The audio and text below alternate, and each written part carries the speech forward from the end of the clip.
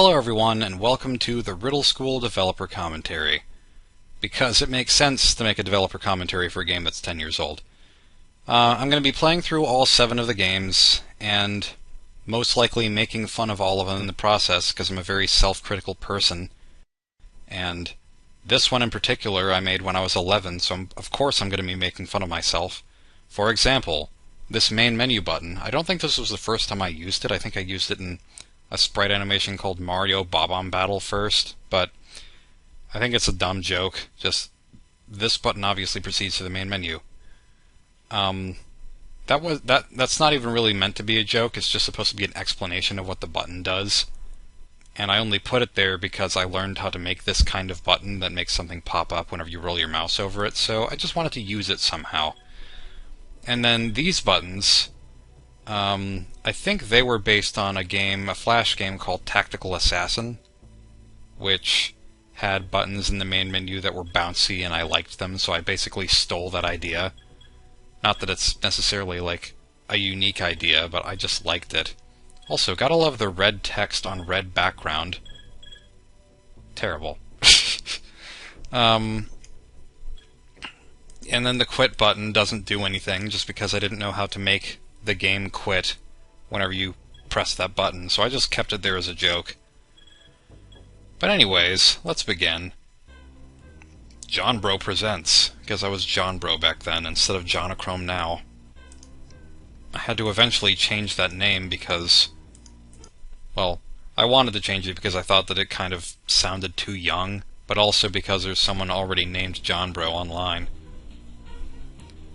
I'm going to be skipping over dialogue for the most part, because I assume that people who are watching these developer commentaries have already played the games. Terrible perspective on these chairs. I guess it doesn't matter though, they could be tilted.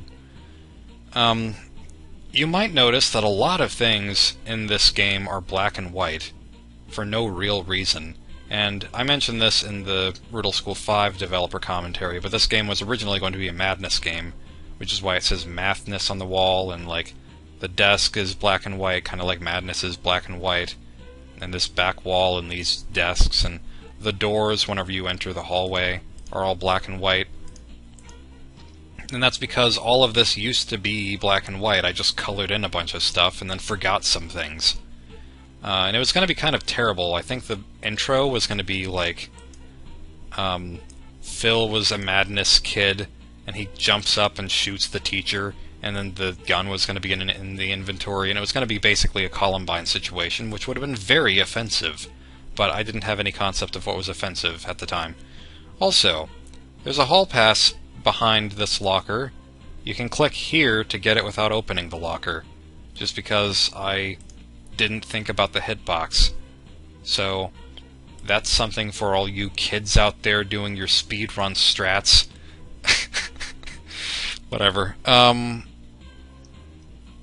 yeah, Miss Coffee's hand is pink for some reason instead of her actual skin color, and the reason for that is this is just Mr. Calm's hand copied and pasted, which, for the record, this guy's the pronunciation that I had in mind for his name is Mr. Calm, because he's calm and collected, and also kind of stupid, which has no relation to the word calm, just that's a description of his character. Gosh, this game looks so terrible, but also charmingly terrible. That's Smiley. She's the only one in the school who likes learning. She's always been a she, ever since the beginning, even though she doesn't have girly hair. She was always a girl. And these designs were just the designs that I came up with for bald students, because I didn't feel like drawing hair, I guess. And the reason that Smiley doesn't have hair now is because I guess I didn't know how to draw girls. What are you doing? Oh yeah, I forgot about the feather duster. And the trash sent in by Oscar, which is clearly a Sesame Street reference. Alright, guy. Also, you can click on stuff in here, which I kind of forgot about. 5-stat 808, which is supposed to sort of look like Bob, but it was also because, like, I think the idea was that I drew his character and then I wanted to flip it around and so I wanted to give him a name that looked the same horizontally if you flipped it left or right. Also, Goatman made a remake of this game where he talked about how I made this joke that the sinks look terrible and that Phil was being sarcastic about how they have a sleek, cool-looking design. And I actually did think that this was a cool-looking design. That wasn't a joke. But, I mean, it probably looks especially terrible because of the thick outlines that I did for everything in this game. Because I didn't know how to make anything look decent with thinner lines, I guess. And I just wanted to make it all consistent. Alright, Richie. Give you your hall pass. He runs away, has a walk cycle. For some reason, this north button doesn't have any dialogue the second time you click on it on the screen. I'm not really sure why that is. But it's a glitch, I guess. Not one that really matters. I remember reading a review on Newgrounds a long time ago that pointed out the mistake in this poster. Like, this school has 7 students. It actually has 8. Because there's Phil, Fred, Smiley, Zach, 5 on the poster, Richie that we just saw, Chubb here, and then Greg, and that's 8. So, I got that wrong, and I even got that wrong in the fun facts for the game, but oh well.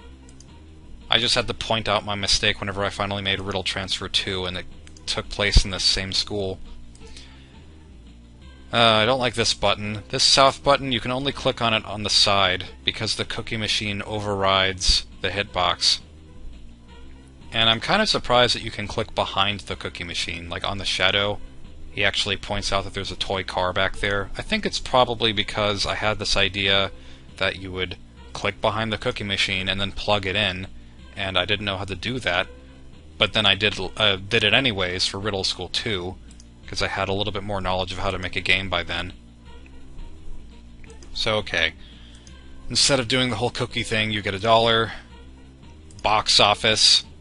It's a terrible joke, but I still like it. Yeah. This teacher, I don't know who she is. She doesn't have a name. She's never going to have a name. She's just the teacher here. So I need to talk to the principal. I want to tell him a joke. Jokes are always fun. Go right on in. I like the messages in the boxes, too. All the music, by the way, is also madness. People seem to be confused by this scene. They think that Mr. Question, that's how you pronounce his name, kicks you out of the room, but you just run out of the room really fast after he's knocked over the desk. I don't know why he doesn't follow you out, but he doesn't. That's something I never noticed. This line doesn't go all the way to the left side of the screen for some reason. Most of these do. Oh well. And this is an unnecessarily fancy-looking key. I'm not entirely sure why that is. But there are a lot of things that I don't get about this game, even though I made it. Even this music is from Madness, apparently. I don't know what one that it's from. But yeah, now go read a good book. This was made back when I didn't think that there were going to be more games. But I decided to make another one because people in reviews were saying, hey, you should make another one. And maybe try doing this and this and this to make it better. And I thought, you know what? I like to try to improve myself. I'm going to see about that. I'm going to try to make another one that's better than this one is. And that's how Riddle School 2 got made. So we'll play that one next. Thank you for watching.